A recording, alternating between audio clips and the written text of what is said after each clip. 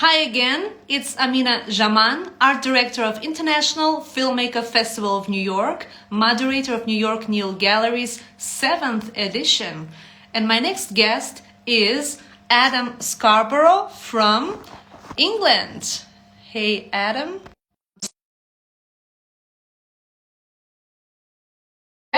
Go live with a friend and we'll see you.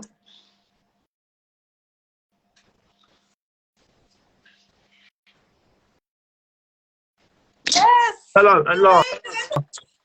Hello. I'm so happy to see you. Oh, great. Apologies for that. No. Can you see me? Yes, I can see you, and I can't see you. I can't see you, but I assume you can see me. That's the main thing. I don't know how to do this. Yeah. So apologies for that, and thank you for inviting me, Amina, for this wonderful debate. It's a pleasure to be here.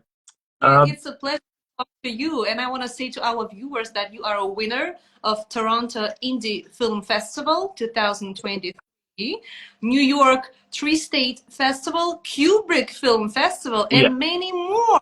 So what do you feel when you get a notification that your film is selected and you're a participant of another prestigious film festival?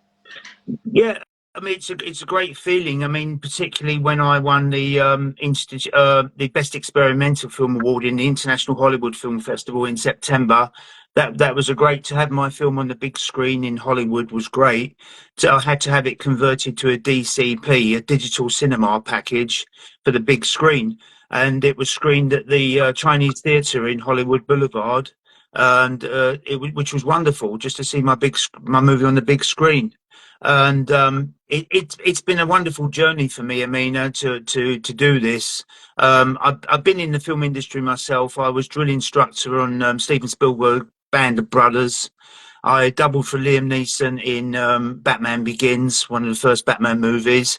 And I thought, I'm doing all this for other people. Why don't I have a go at making my own films? Would be a great idea. And I've always had a passion for the performing arts. In any capacity. So I think by doing films, you can put your fantasies, you can make your fantasies become reality. And for me, over the last 3 years since I've been doing it, nearly 4 years, it's been a long journey and a tiring journey, really, because I had to learn the art of using the software to make movies. And then I could only do more artistically once I'd learnt the technical side of things. So the more I'm learning technically, the more I can do artistically for the movie. And in addition to that, I've also been doing my own soundtracks because I think a soundtrack in the movie actually colours the film. And it can be like I've described it as impressionism. Impressionism, I think a good example of impressionism is that movie you might remember, Chariots of Fire. The Vangelis soundtrack when the runners were running and the music was very coordinated with that. So I think having a soundtrack also appeals to another sense. That's another sense. Without the soundtrack, it can be very, very boring, and you can underscore using a soundtrack. So that's something I'm trying to use more and more in films. I agree. I'm a composer and soundtrack means so much to me as well. And in my opinion, great script, great soundtrack, and great acting are like top 3 things you need. Yeah, absolutely. Absolutely, yeah, and it it doesn't stop there because I think to have a good script, I don't think you can sort of say I couldn't say that a good script comes. I'm trying to be modest, I'm not saying it's a learning curve for me, and I think originality comes from breaking the rules as opposed to sticking to the rules, and I think a good script should be like climax, anticlimax, like plot, subplot, and then a twist at the end, like in I don't know if you saw Saving Private Ryan. And so I don't think a good script comes it can come spontaneously at the time, but I think it's a method. It's almost a science in a way, a good script. So I've tried to focus, as you mentioned, with Lady of Light. I'm proud to have you. I'm glad that you chose that movie.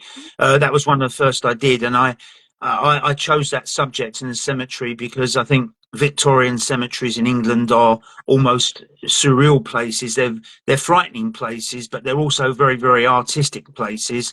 Coming from a Protestant background myself, I used to visit the cemetery really regularly with my family, and used to meet some weird people there. Like this old lady used to sit by the grave saying, "Oh, I can sometimes hear him calling me," referring to her husband.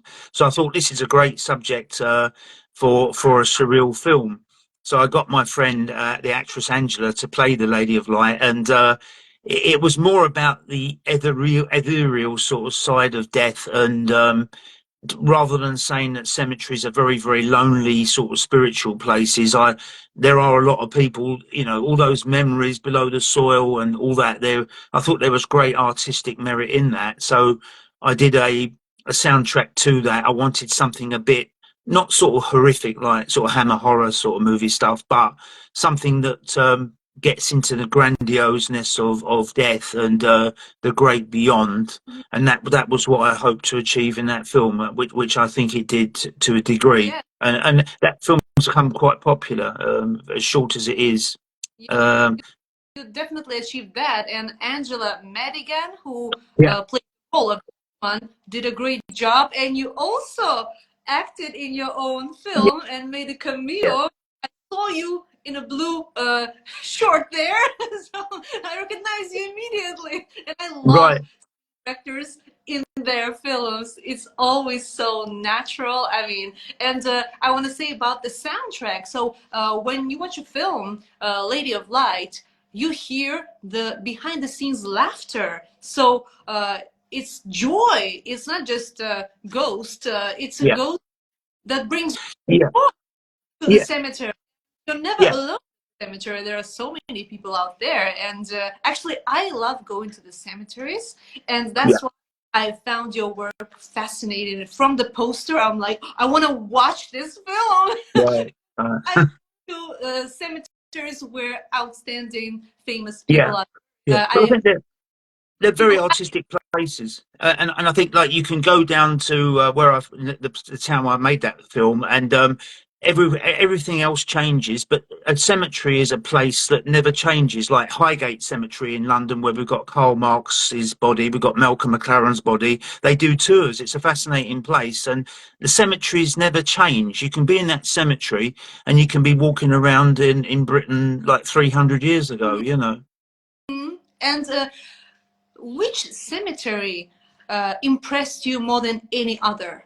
Well, because I've got relatives in Barkingside Cemetery in Essex, I've got, if you look in the name St. Pierre, my grandmother was of French Huguenot descent, St. Pierre, you'll see quite a few. So that cemetery has always played a big part in my life. And it's always, I mean, I think death has always fascinated me because it's the most unknown quantity in life. And I chose that cemetery.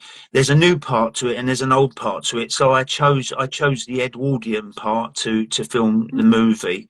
Mm-hmm.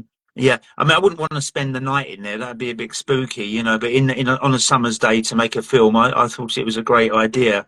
Yeah, Where um, I like to rest in the future, and next to who? For example, maybe next to Oscar Wilde. I don't that would know, someone be great. there, Yeah. a good neighbor in the afterlife. Yeah, I mean, Oscar Wilde would be really interested. I always remember in his court case in London, what got him into trouble was when I mean, he was going with rent boys in Piccadilly, and the judge said to him, "Did you kiss this boy, Mr. Wilde?" And Oscar Wilde replied, "No, Your Honour, he was too damned ugly." And that got Oscar Wilde into trouble. It was when homosexuality was still illegal at the time, But he was quite a character, Oscar Wilde. But he lived a double life because he was a married man with children, I believe. But he was living a lie, really. But he was a great writer, though. I'll say that. And it's unusual. There's been more Celtic writers of English like Dylan Thomas and writers of Anglo-Saxon, Dylan Thomas and Oscar Wilde, than there has been English writers of. You know, we've got Shakespeare and we've got Chaucer, I suppose. I mean, I've never actually been to Stratford upon Avon, where our greatest writer Shakespeare actually came from. I'd like to visit there sometime.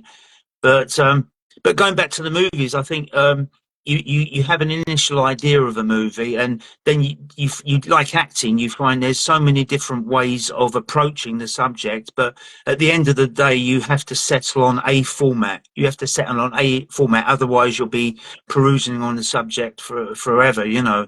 So I think you have to settle on a format, and after you finish the subject, people will say, "Why didn't you do it this way? Why didn't you do it that way?" But you know, you have to settle on a format at some stage. And I think that goes, perfection doesn't exist. We never reach perfection. It would be boring. I think perfection can be boring in itself. Yes, like perfect enemy of good, right? Yeah. Oh, definitely. And as the artist, you know, as the artist uses the paintbrush to paint a scene and paint a picture, I think you can do that with a camera. The camera is your brush, and you can that is what gives the overall impression. I mean, I haven't really read many books on filmmaking. I'm just doing it.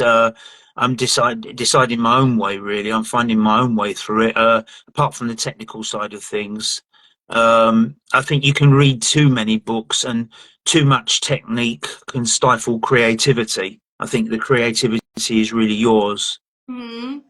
I mean, knowledge is very important, but the no matter how many books you've read, you know, you still have nothing to say, you know. And if you have something to say, and you add knowledge, experience, and everything to that, then be a work of art. Yeah. And I also that in your short film Lady of Light, like the first part is made in color, and the second becomes like black and white. So you mix that. So do you prefer films shot in black and white, like vintage style, or colorful, like typical, like 21st century? Yeah. With Lady of Light, I wanted to really combine the old with the new. I mean, the colour side of it was when I was laying flowers on the cemetery, on the grave, but to give him the impression of shall we say, authenticity, and the impression of it being older. That's when I went into using black and white for the film to make it look a bit grainy, and I also slowed it down a bit when Angela was walking amongst the tombstones, and you could actually see some of the bugs flying around there as well, because I slowed it down, and I think that worked quite well as well. But I think things in black and white are definitely much more interesting, that much more imaginative. Like, we have a show in the UK called Doctor Who, and I'm old enough to remember that when it was in black and white, and I think it was much more imaginative in black and white. When things in colour, it's too real, but black and white, I think that film noir aspect of it, I think, is very, very interesting. And I love some of those black and white movies. You know, the Francois Truffaut, early Truffaut films, and the Three Stooges, even Charlie Chaplin.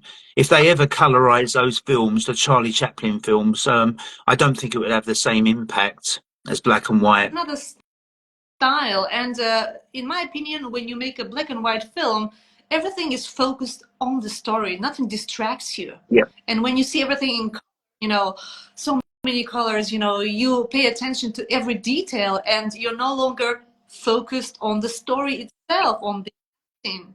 So Yeah. I love the both. Yeah. And in the beginning, the road, like the path, and you're like, is it a path to hell or to heaven? Well, that's it. Yeah. I mean, I think with black and white, your mind is converting the negative to the positive, you know, converting the black and white to the color of reality. I mean, I think that's what it does. And, that adds to the fantasy of films. I think when black and white, when color came around, I think it was a great invention. But I think doing movies, a big part of a movie is escapism. You can go into a cinema for an hour or 2 hours, and as a science fiction writer, Ray Bradbury said, you can't go into a museum or a cinema without coming out unchanged. It's an escape from reality, and I think that escape from reality can be very, very therapeutic to a person in times of stress.